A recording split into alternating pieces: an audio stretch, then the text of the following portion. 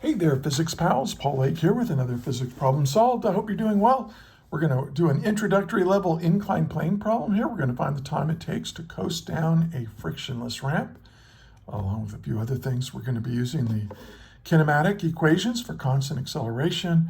We're going to be using Newton's second law in conjunction with free body diagrams. And of course, we will be dealing with inclined planes. So let's get started and let's read the problem.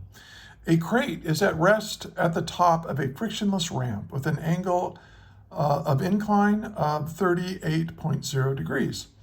A, how much time will it take to reach the bottom of the ramp after moving 4 meters? So it's a 4-meter long ramp. Okay, and then B, what would be the angle of incline if it took 2.30 seconds to slide down the 4-meter ramp? Okay, so let's get started here. Let's figure out what's given. So here's my ramp. Well, that's not my ramp, that's the horizontal. So here's my angle of incline right here. Theta equals 38 degrees. And then up here is my crate. And I don't know, we'll put it on wheels. Just, that makes it frictionless, right? Or close to it. And we don't know the mass, but we know that it's starting from rest. And these are things you have to look for. That crate is at rest. Oh, okay, there's information there you need. And what are we trying to find? We know that this ramp is 4 meters long from here all the way down to here. Okay, and so what are we trying to find? Well, for part A, we want to know the time. And then B, we want to know the angle of incline here if t equals 2.30 seconds. So we're just kind of switching the problem around, switching what's given and what we're trying to find. That's fine, it's pretty standard. And let's solve. Okay, make sure you go through the kinematic equations and make sure you look at the free body diagram. You set up the free body diagram for inclined planes. There is, if you look in the description, there's a link that will take you to a Google Doc, which will have a lecture for how to deal with inclined plane problems. So it's quite a good one. And so check that out if you haven't dealt with inclined planes before. Or maybe you just want a different view of it than what your professor or your teacher has done. But anyway, pause the video right now. Try to work it yourself. And if you get stuck or you just want to compare your work with mine, hit play. I do a lot of instruction during the explanation of these problems, so don't skip around. And stick around at the end. I've got a word of inspiration and a word of thanks for you. So hope you'll do that. All right. So let's do part A. So we're looking for time, and look what we know. We know the displacement. We know the initial velocity. We can figure out the acceleration from forces. And that's something to keep in mind when you're combining kinematics types problems with force type problems. The missing link, or actually not the missing link, the link between them is acceleration. So the kinematic equation that has initial velocity, displacement, time, and acceleration is, of course, this one.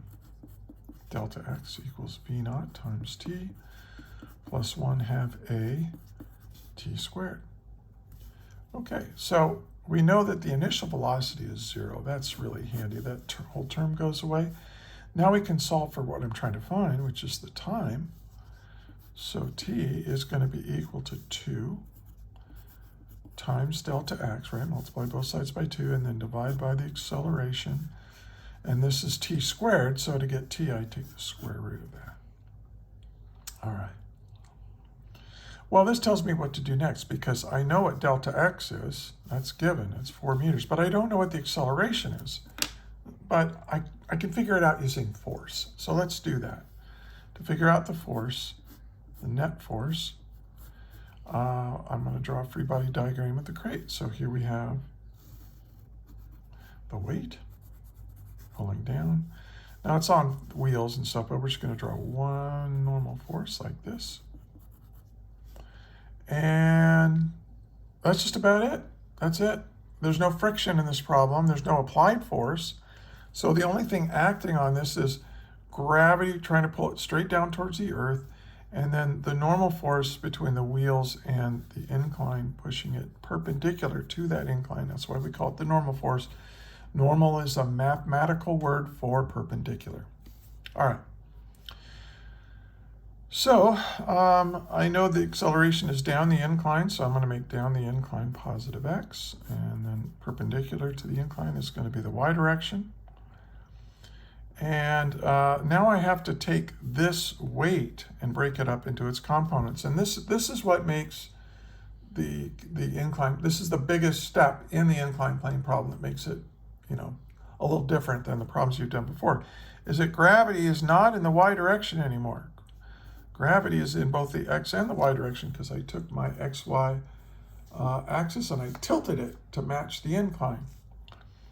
So this is going to have a perpendicular component, and it's going to have a parallel component.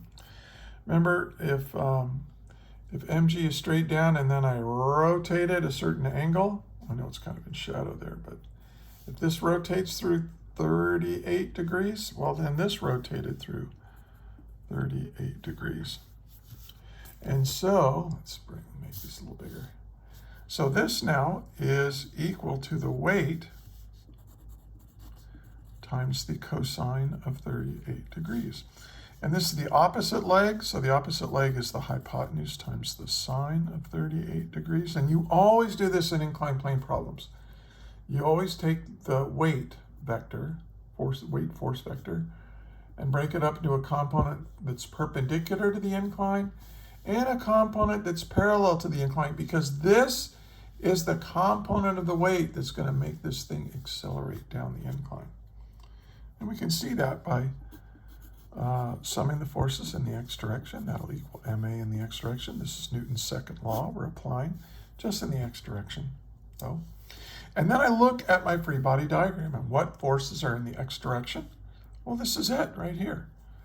So this is mg sine 38 degrees. And that's it. This is my net force. So this is ma. Okay.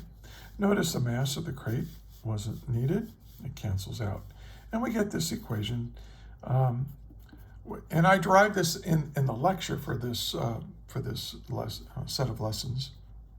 So check that out. But so the acceleration in the x direction is equal to g times the sine of 38 degrees.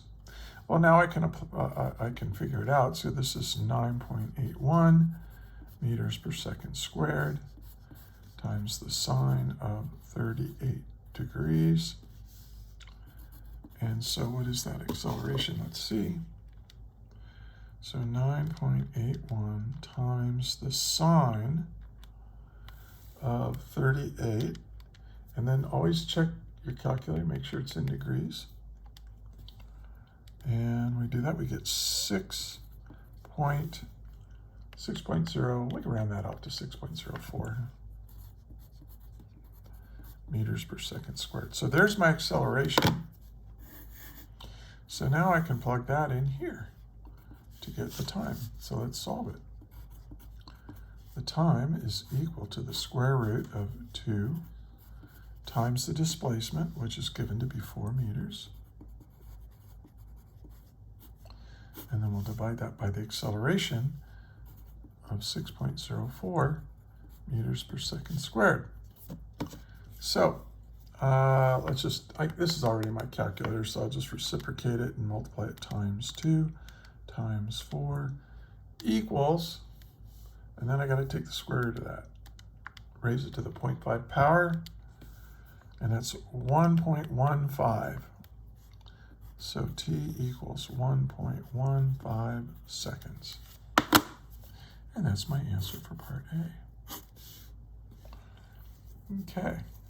Now let's do part B.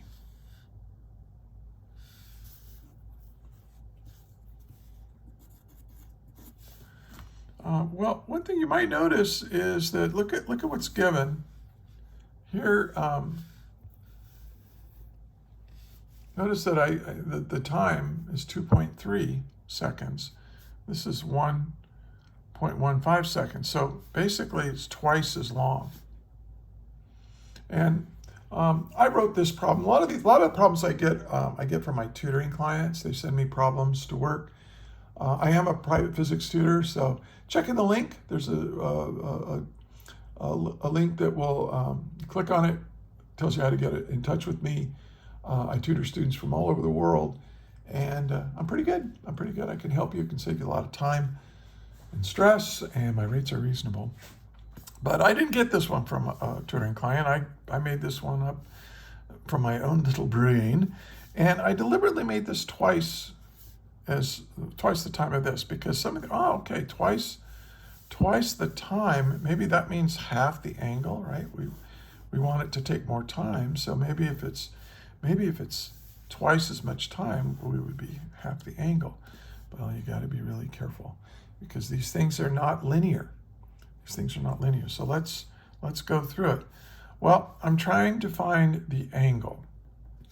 Okay, well, I have this expression right here where the acceleration in the x direction is equal to g times the sine of that angle of incline, that we get from drawing the free body diagram. It's the same free body diagram either way, right? Just a shallower angle, that's all.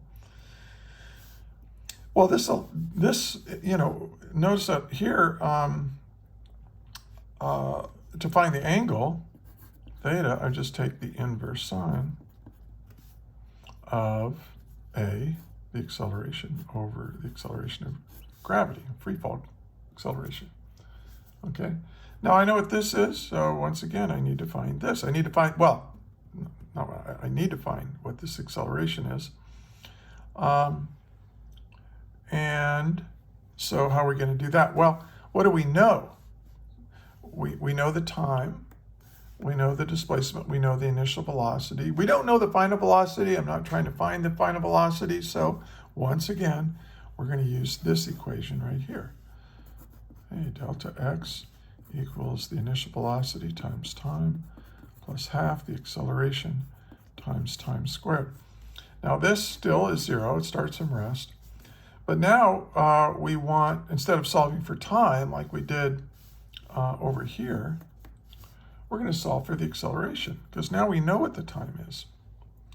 So if I solve for the acceleration is going to be 2 times delta x divided by the time squared. Now this is key right here. This is time squared.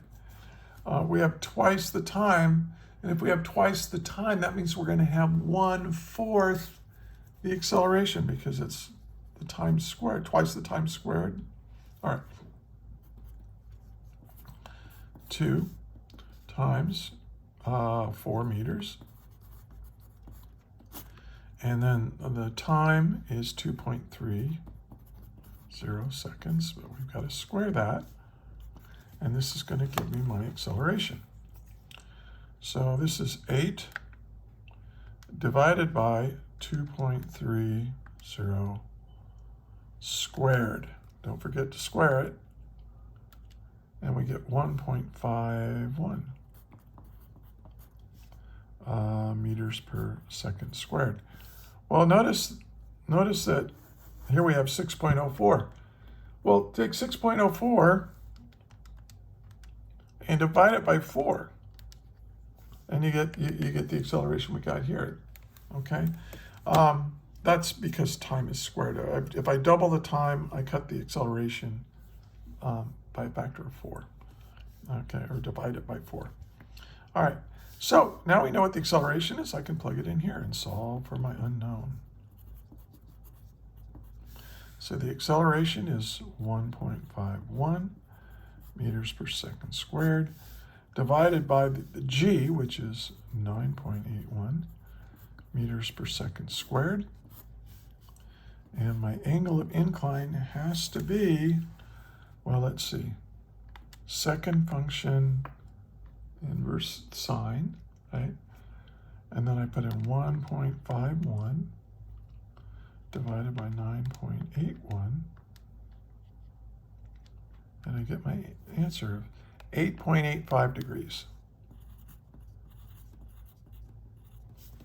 So way less than half. You know, about a fourth. Well, what is 38? Well, I don't know. I think that's a coincidence. But in any case, you've got, it's going to be a really shallow angle to take twice as much time. All right. And there it is. We have answered the questions. We have solved the problem. Another physics problem solved.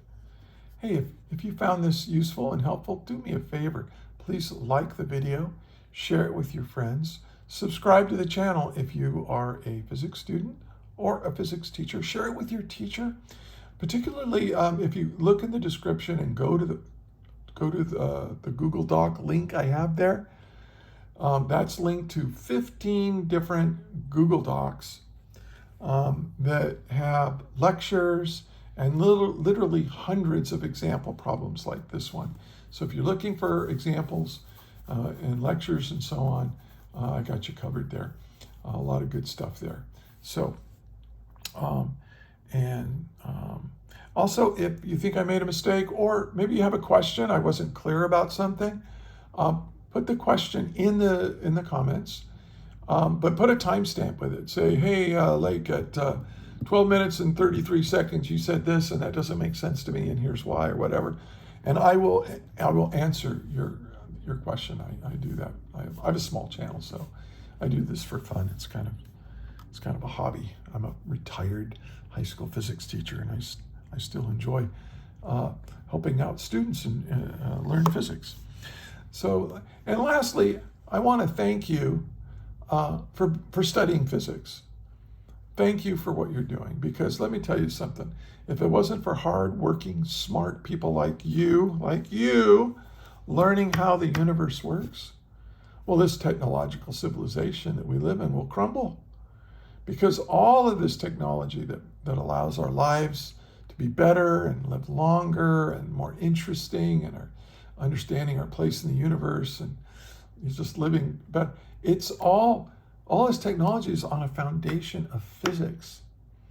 So without people like you learning this stuff, it's all going to go away. But it's not going to go away because you're learning physics, and you're gonna kick some butt. So I know you are. And so thank you for watching. And until the next video, may the net force be with you always. That is all.